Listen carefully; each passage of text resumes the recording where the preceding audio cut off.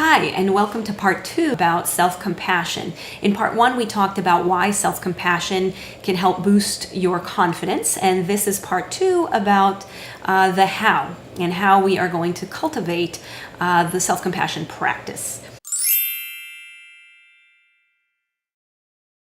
So the first thing that we want to notice is that inner voice. We want to work with that inner voice when we are struggling or suffering or facing a difficult situation, anything where our confidence may feel or be lower. And Kristen Neff talks about this in her work on self-compassion, about how that inner voice sounds so different when we are talking to ourselves when we're struggling, and how different it sounds when we are talking to a friend or our child who is struggling or suffering.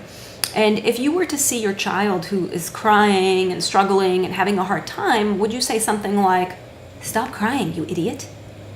I would hope that you wouldn't, because how do you think that would help? But yet we do that to ourselves. You know, even for those of you who have experienced trauma or have been mistreated in your life, there's kind of an inner knowing, of how to treat other people, how to care for other people. But yet we have such a hard time doing it for ourselves. So it is something that we need to practice. So one thing that you can start doing is asking yourself what you would need to hear right now, and give yourself those words. And a little later I'll share a story that happened to me that maybe would help bring this concept into more of a reality. So the next thing is noticing that when we are feeling insecure, we're also feeling very alone. We feel very isolated, like nobody else is going through this.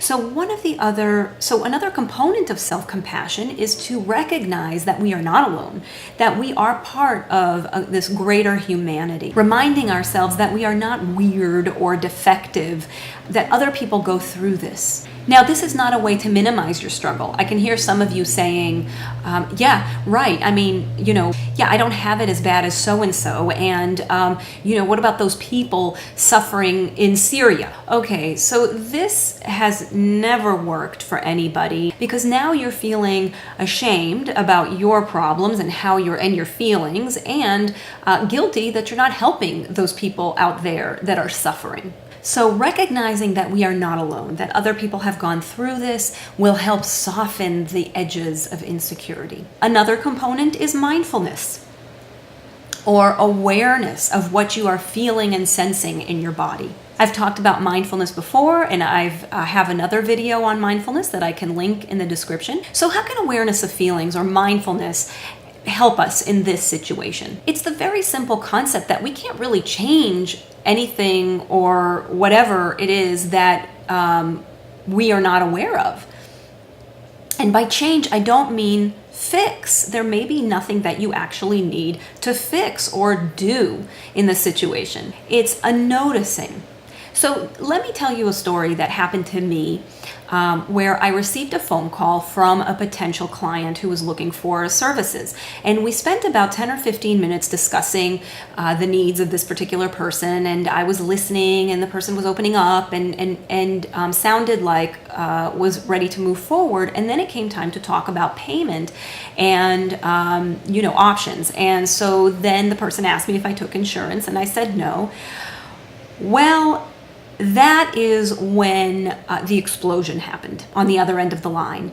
And this person was incredibly angry about the fact that I did not accept insurance, and started saying, "How dare you let me talk about my feelings this whole time, and what's wrong with you, and you're a horrible person."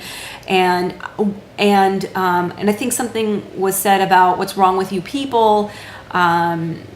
And before I could say much, because I did try to jump in and, help the situation, "I'm so sorry," maybe let me see if I can gather up some referrals for you. But then there was the click. of the phone. And so then I noticed how shaky I was and how nervous that made me. So because I practice what I preach, and I've been working on mindfulness and self-compassion in my own life, I was able to recognize how shaky I was inside, how nervous I got, how I immediately wanted to jump in and fix it. And I was able to be a witness to all of what was going on inside of me, physically and mentally, emotionally. And rather than get caught up in the story of, ooh, maybe I am a horrible person, or why did I do those things, or, whatever else, like getting, kind of embroiled in the pain and suffering of the other person, I was able to step back and really witness what was happening with me. I also then acknowledged that probably others, wouldn't like to be yelled at, or that wouldn't feel comfortable to other people who were in this same experience. And that helped me feel less alone. I was able to use that voice with myself, that kind, loving voice that says, it's okay. It's okay to feel hurt and upset inside. This is not comfortable. It's not comfortable to get yelled at. And even putting a hand over my heart to kind of highlight the comfort that I was giving myself. And something else happened.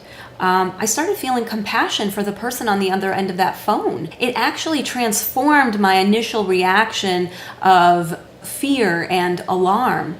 I felt that person was in so much pain and was suffering in their life, and that I wished I could have helped that person. So, and if I had the chance to, I probably would have, without the attachment to my own feelings of insecurity or fear or alarm. So really doing it from a place of compassion, which is what I try to do in my work all the time. So after that, it was a very brief time period where I was able to kind of let that whole experience go and move on and take care of whatever else I needed to do in that day. So I hope that helped illustrate how self-compassion can be used and what I'm actually talking about. And I hope that made sense to you. And if you have any questions or comments or discussion points, I would love to hear them in the comments below. Thank you so much for supporting my channel, for watching what I do, and be well.